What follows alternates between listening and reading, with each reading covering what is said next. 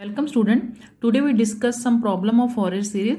देखिए अपने last lecture में जो है मैं आपको बेसिकली इसकी डेफिनेशन और उसके कुछ बेसिक रूल्स जो है वो बता चुकी हूँ। अब जो है हम उसकी कुछ प्रॉब्लम और डिस्कस कर रहे हैं।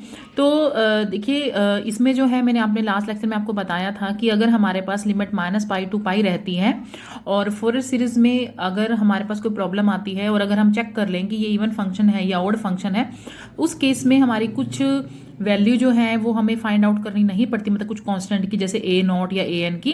तो उससे रिलेटेड प्रॉब्लम है ये। तो मैं एक बार फिर से उसे रिवाइज कर देती हूँ कि इफ़ हम ये चेक करते हैं कि इफ़ अगर मेरे पास -x पुट करने के बाद फंक्शन जो है fx में आ जाता है तो हमारा जो फंक्शन होता है देन फंक्शन इज इवन। तो इवन फंक्शन आता है तो हमारे पास bn की जो वैल्यू है हम डायरेक्टली उसको 0 लिख सकते हैं। तो हमारे पास हमें सिर्फ फॉरियर सीरीज में दो ही वैल्यूज फाइंड आउट करनी होती हैं, एक a0 की और an की।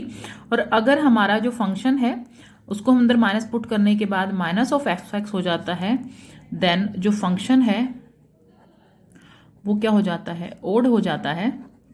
और हमारे पास a0 की वैल्यू भी 0 हो जाती है और an की वैल्यू भी 0 होती है। हमें सिर्फ क्या फाइंड आउट करना पड़ता है, an फाइंड आउट करना पड़ता है, तो सॉरी bn फाइंड आउट करना पड़ता है। तो ये हमारे बेसिक मैंने अपने लास्ट लेक्चर में भी बताया था। तो ये मैंने आपको इसलिए रिवाइज कराया, जो आज मैं प्रॉब्लम डिस्कस करने जा रही हूँ वो थोड़ी इससे ही रिलेटेड है।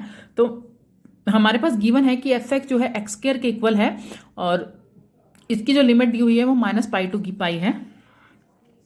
तो अगर मैं इसको फॉरियर सीरीज में रिप्रेजेंट करती हूँ तो कैसे करेंगे, फॉरियर सीरीज इज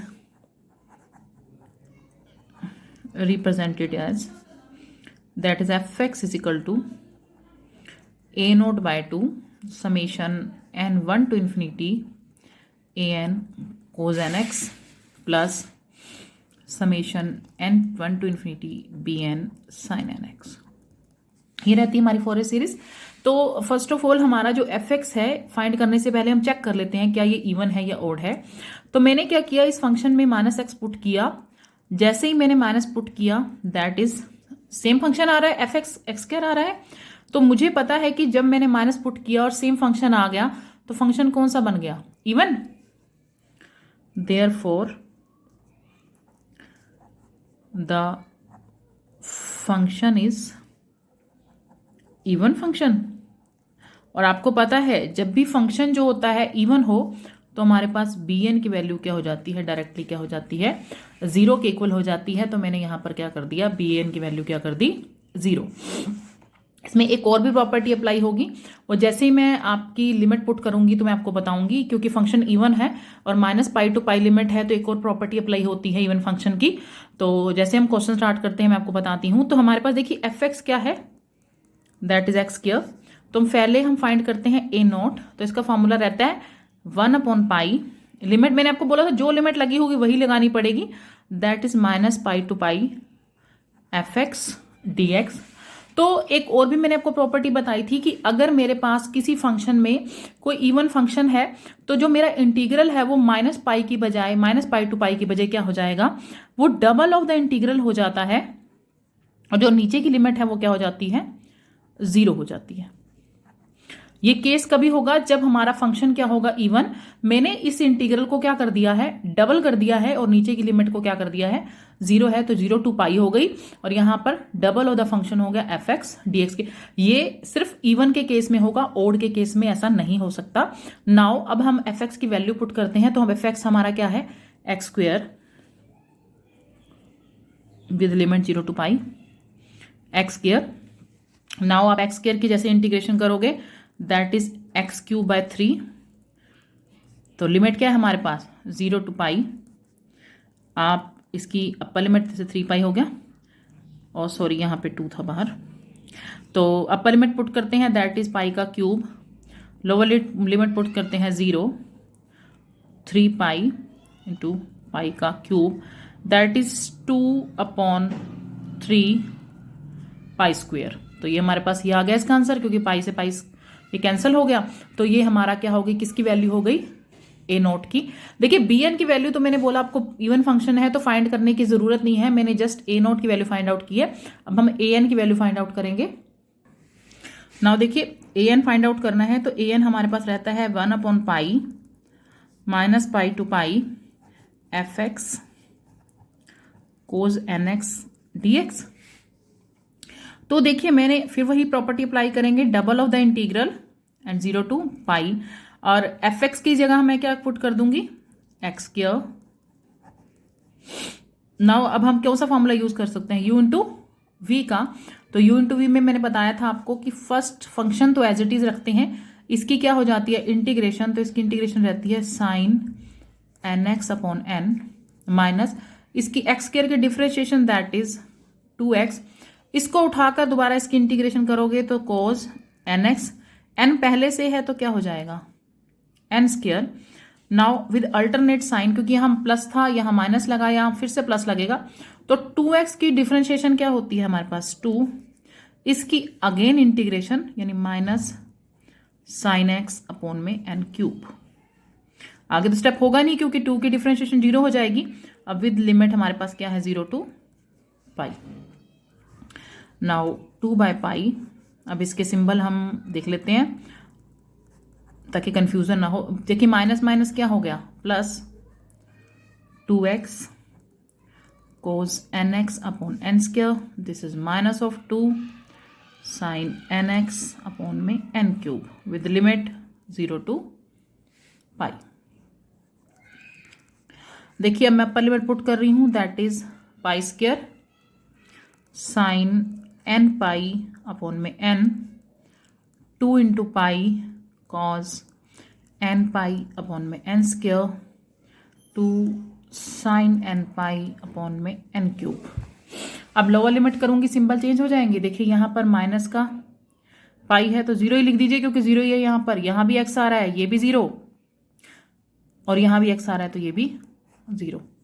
यहाँ सॉरी यहाँ साइन है तो 0 हो जाएगा। देखो यहाँ एक्स स्क्वायर था तो 0 हो गया, यहाँ x था यहाँ भी 0 हो जाएगा, और वैसे भी हमें पता है साइन 0 जो होता है वो 0 के इक्वल होता है, इसलिए मैंने इसको क्या कर दिया 0।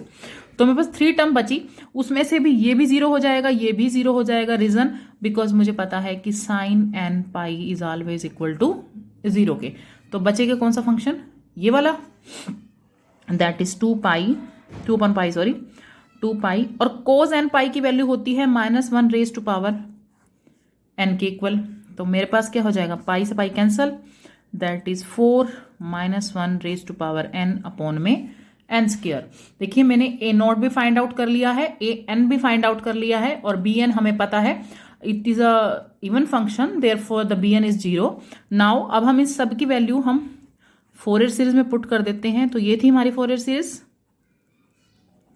ए N cos N x and 1 to infinity bn sin nx। तो देखिए ए नॉट है हमारे पास, ए नॉट की वैल्यू थी 2/3 पाई स्क्वायर, और 2 इसके अपॉन में भी है, यहां लिख दीजिए प्लस एन 1 to infinity, इसकी कितनी है 4 -1 अपॉन एन स्क्वायर, और बी एन 0 है तो इसको 0 ही कर देंगे। 2 is cancel by this, that is pi square by 3। अब देखिए हमारे पास जो है 4 कांस्टेंट है, इसको बाहर ले लीजिए, बाकी की हम एक्सपेंड कर देते हैं। -1 की पावर, सॉरी यहाँ कॉस भी मेंशन करना था, -1 की पावर 1 स्क्वायर कोस 1x, नाउ -1 की स्क्वायर 2 स्क्वायर कोस 2x, -1 की cube cos 3x 3 square and so on. तो ये हो गया पाई स्क्वायर बाय में 3 4, तो हमारे पास नेगेटिव का 1 स्क्वायर आ जाएगा कॉस, फिर क्या आ जाएगा पॉजिटिव, और फिर से नेगेटिव एंड सो। तो इस तरीके से जो है हमने फोरियर सीरीज को क्या कर दिया है, एक्सपेंड कर दिया है।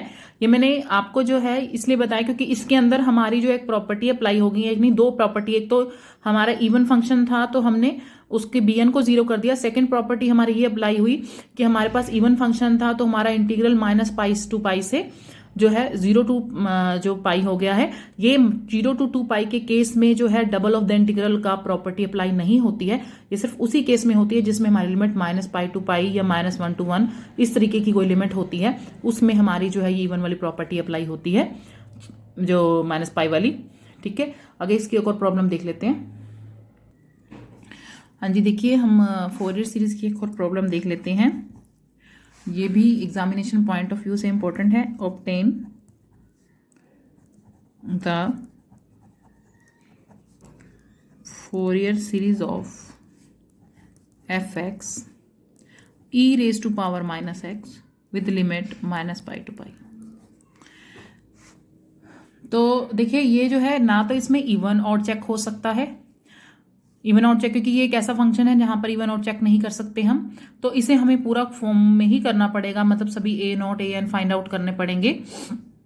तो हमारे पास हमें पता है कि फोरियर सीरीज को कैसे रिप्रेजेंट करते हैं। F X is equal to A naught upon two N 1 to infinity A N cos N X plus summation of N 1 to infinity B N sine N X. तो basically मैं एक property बताना चाहूँगी इसमें जो हमारी यूज़ होगी, that is the sign हाइपरबोलाइक जो फंक्शन होता है वो हमारा होता है ई x E minus x upon में 2। ये हमारा हमेशा जो है साइन हाइपरबोलाइक के इक्वल होता है रिजल्ट।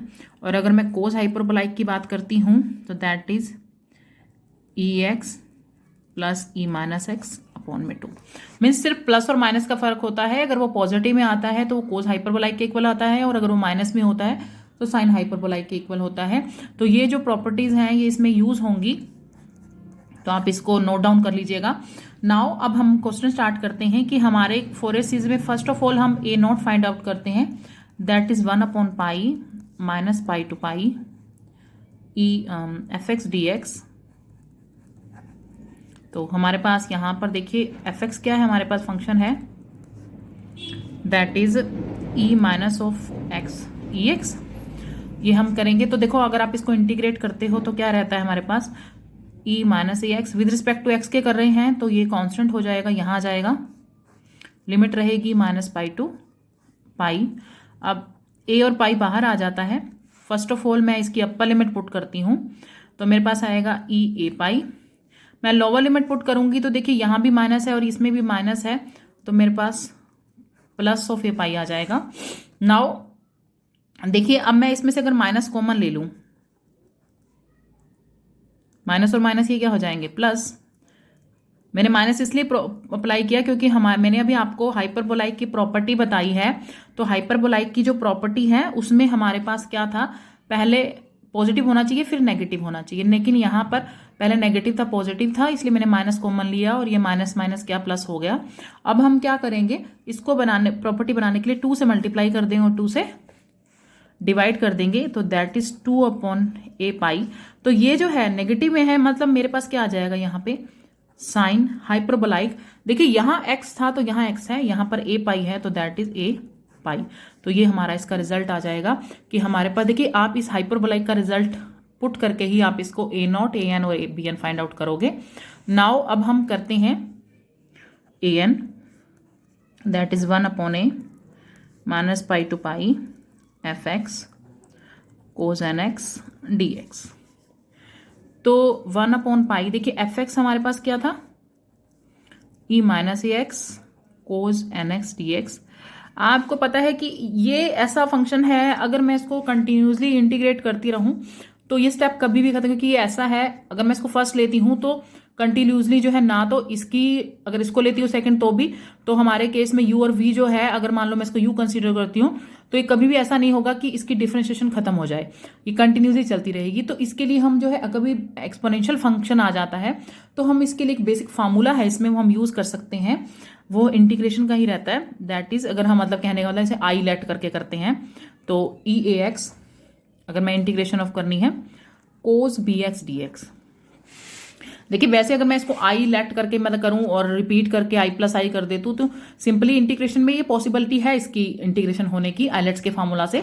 बट हम इसमें जो है इसका डायरेक्ट जो है, क्योंकि मैंने यू और वी की प्रॉपर्टी में बताया हुआ था कि हम इसको शॉर्टकट से करते हैं थोड़ा सा, तो इसके लिए आप ये डायरेक्ट जो है फार्मूला अप्लाई कर सकते हैं फोरियर सीरीज में कि अगर मेरे पास इस फॉर्म में कोई क्वेश्चन है तो इस फॉर्म में इंटीग्रेशन है तो मैं इसको यूं यूज करूंगी e a x a square b square a cos b x plus b sine B x.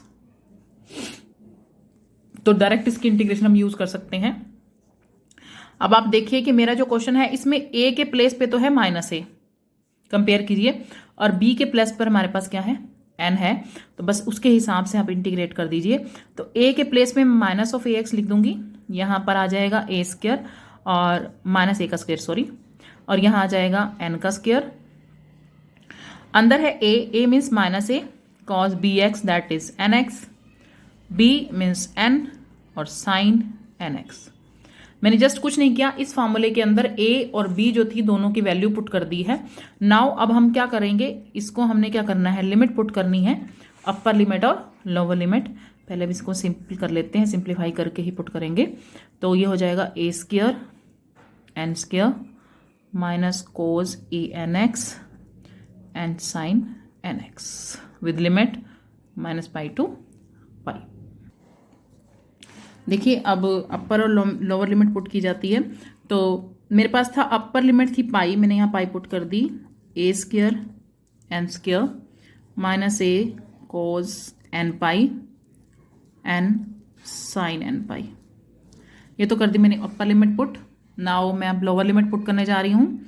Lower में माइनस आ जाएगा तो minus a pi A square N square minus a cos N, देखिए एन पाई ही लिखूंगी क्योंकि minus of पाई है और कोस minus जो theta होता है कॉस थीटा ही होता है, प्लस एन साइन एन पाई।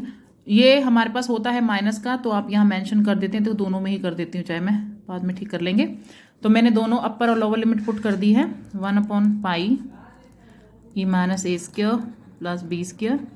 तो देखिए मैं इसको 0 कर देती हूँ कि साइन एन पाई हमारा 0 होता है, तो यही मेंशन कर लूंगी बस मैं। इसी तरीके से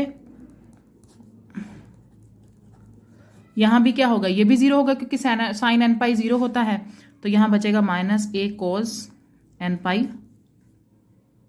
थोड़ी सी यहां रह गया मिस्टेक हमारे पास ना, यहां माइनस था क्योंकि माइनस पाई पुट किया था, तो यहां प्लस हो जाएगा। नाउ अब हम देखिए, अब मैं इसको अगर मैं कॉमन लेना चाहूं तो देखिए मेरे पास कॉमन में क्या क्या आ रहा है। एक तो 1/पाई तो है ही बाहर, ये टर्म और ये टर्म सेम है, तो मैं इसको बाहर ले सकती हूँ। मीन्स मेरे पास अगर मैं ऐड करना चाहूँ तो मेरे पास आ जाएगा, यहाँ पर आ जाएगा ए स्क्वायर एन स्क्वायर और ए क्या हो जाएंगे 2a कोस एन पाई। तो मेरे पास अंदर रह जाएगा e minus a pi minus of a pi. देखिए मैंने इसको ऐड ऑन कर दिया है, ये और ये जो थे ये अलग थे, मैंने ए स्क्वायर एन स्क्वायर बाहर ले लिया, इस ए और ए से क्या हो गया 2a हो जाएगा, और यहां पर हमारे पास अंदर रह जाएगा ई माइनस ए पाई और दिस। नाउ अब हम देखिए फिर से वही हो गया, अगर मैं हाइपरबोलाइक का करना चाहती हूं तो पहले मुझे पॉजिटिव टर्म चाहिए थी, तो -2a। पहले तो हम ये करते हैं, कोस एन पाई की वैल्यू लिख देते हैं, that is -1/a pi A square N square. यहां से माइनस कॉमन लेंगे तभी पॉजिटिव होगा, माइनस लिया तो प्लस हो गया ई ए पाई ई माइनस ए पाई। अब फिर से वही प्रोसीजर अप्लाई करना है हमें कि जो है, सॉरी ये कॉमन ही ले लिया, 2 कहाँ से बन जाएगा, यहाँ 2a और a कॉमन ले लिया ना बाहर, तो यहाँ पर हो गया a एन पाई। नाउ अब मैं 2 से मल्टीप्लाई कर दूंगी और 2 से क्या कर दूंगी, डिवाइड कर दूंगी। जैसे ही मैंने 2 से मल्टीप्लाई और 2 से डिवाइड किया, देखिए मैंने ये चीज़ और ये सब कुछ कॉमन ले लिया है, बाहर ये और ये बचा है, सिर्फ मेरे पास 2 वैल्यूज बची हैं। तो हमारे पास ये किसकी वैल्यू हो गई, माइनस करने के बाद किसकी आती है, साइन की आती है, तो 2a pi A square plus N square, यहाँ आ जाएगा साइन हाइपरबोलाइक ए पाई। तो ये हमारे पास किसकी वैल्यू आ गई, ए एन की। नाउ हम वैल्यू निकालेंगे बी एन की। नाउ देखिए हम बी एन की वैल्यू फाइंड आउट कर लेते हैं। तो बी एन हमारे पास क्या रहता है, 1/पाई minus pi to pi f x sine N x D x. तो 1/पाई, तो एफ एक्स हमारे पास क्या है यहाँ पर, e minus of a x sine N x D x. तो इसके लिए भी एक डायरेक्ट फार्मूला है, वही ई एक्स में है जो, तो integration of E X sine N X sorry sine B X D x. तो इसमें रहेगा हमारे पास, थोड़ा सा डिफरेंस होता है कोस से और इसका, e x a square b square a sine B x minus b cos b x. तो ये रह जाएगा इसका फॉर्मूला। नाउ अब हम क्या करेंगे, 1/पाई। अब मैं देखिए ए की वैल्यू तो हो गई -a के इक्वल और बी की वैल्यू हो गई n के इक्वल। अब जस्ट इसको ऑपरेट कर देती हूँ मैं इसके अंदर। सॉरी, ये इंटीग्रेशन तो हो रही है हमारी।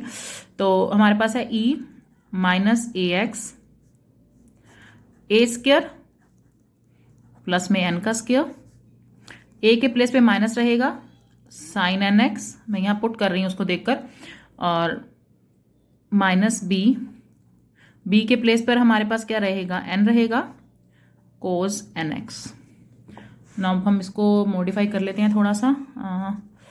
ये हो जाएगा ax, थोड़ा सिंप्लीफाई कर लिया हमने, ax anx minus a sin nx minus b cos nx। तो इसकी लिमिट हमारे पास रहेगी -पाई टू पाई में। तो e -a pi a² n² a sin n pi n cos n पाई। तो मैंने जस्ट अभी n पाई पुट किया है। अब मैं लोअर लिमिट पुट कर रही हूं, जैसे माइनस पुट करूंगी तो यहाँ a पाई पॉजिटिव हो जाएगा, a² n², अंदर आ जाएगा हमारे पास -a साइन, ये हो जाएगा n पाई क्योंकि माइनस का था, माइनस cos n -पाई। तो देखिए हमारे पास साइन वाली वैल्यू तो 0 ही कर दीजिए, उसको आगे लेकर ही मत जाइएगा। तो हमारे पास ये आ जाएगा 1/पाई e -a pi a² n²। तो हमारे पास यहाँ रहेगा n cos n pi e a pi a² n² और यहाँ से रहेगा मेरे पास माइनस cos n पाई। तो आगे इसको ले लेते हैं।